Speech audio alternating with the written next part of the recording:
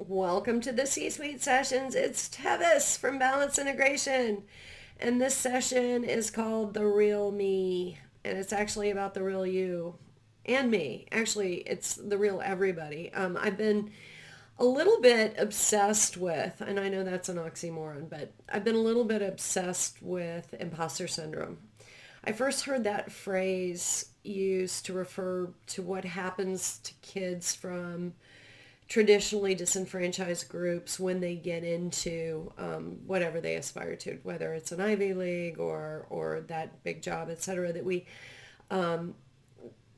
manifest our own failure. And one of the things I've been observing and working with high performers in the corporate world is just how much imposter syndrome persists even once we've made it, and even amongst those of us who, for all intents and purposes, you would say, well, they're just part of the patriarchy.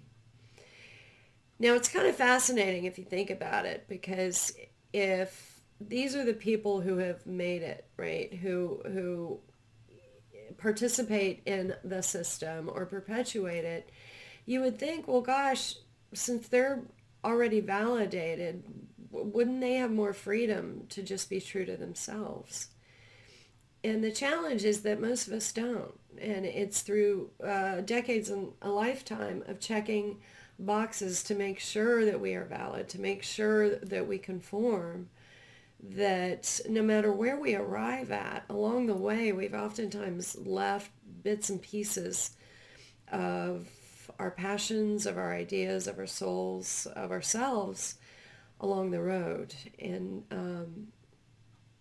it can be an incredulous thing to think that some of the most accomplished people around us may indeed be some of the most fearful of being who they truly are. And if this sounds like you, it should, because chances are you've done that as well, because all of us do. It's kind of a ubiquitous practice. So this really came home to me. I was in conversation with this gorgeous human being, Black Yogi.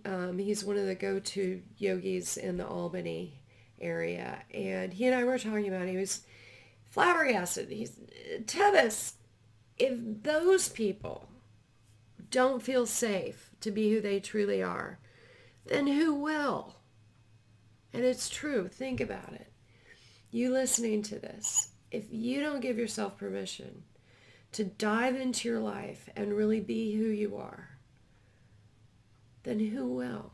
And the truth of the matter is, we need you. Society needs you. I really believe that this is an underlying issue in society, that all of us are leaving what we really feel and really think and really care about under the carpet, because we're afraid if we really bring it up, it's not going to be accepted. We won't be accepted, we won't be valid, etc. So I wanted to share this poem with you. It actually came to me this morning, and I didn't write it, but it came my way this morning. And I was going to just post it, but then I decided to actually make a C-Suite session out of it. And this is the poem. Pursue, keep up with, circle round and round your life like a dog his master's chaise. Do what you love. Know your own bone. Gnaw at it. Bury it. Unearth it. Gnaw at it still. Don't be too moral. You may cheat yourself out of much of life, so. Aim above morality. Be not simply good. Be good for something. All fables have their morals, but the innocent enjoy the story. Respect men as brothers only. When you travel to the celestial city, carry no letter of introduction. When you knock, ask to see God. So this is my invocation for you. Dive into your life. Whatever pieces of yourself you have left along the road, dive in. Grab it, gnaw on it, dig into it, tear it apart, put it back together. Know what you love. Don't only do it, give yourself permission to even know what you love. And by doing that, you're going to give people around you the same permission. Now, there's oftentimes a moral voice in our head that says, oh, I can't do that. I'm too busy. I have too many responsibilities. No, this is your primary responsibility, is to do this so that you have more to support others with.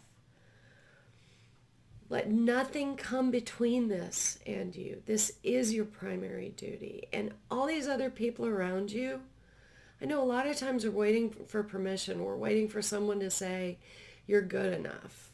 Whether it's a publisher saying your book's good enough, or a boss saying your work's good enough, or a partner saying your love is good enough. Or what, we're all waiting for that. No, everyone around us, they are our brothers and sisters, and they are just as brilliant and flawed and terrified and brave as we are. So this last comment about when you travel to the celestial city, it's really just to remind us that ultimately it doesn't matter what anyone thinks. It matters that we do our best to be true to life itself. So I bring you that, Henry David Thoreau, and I thank you. I hope that this helps you have an amazing day. And do what you do on social. You can like, you can post, you can not like, and you can post, and you can share. And always feel free to let me know what you think. Thank you. Thank you for being with me.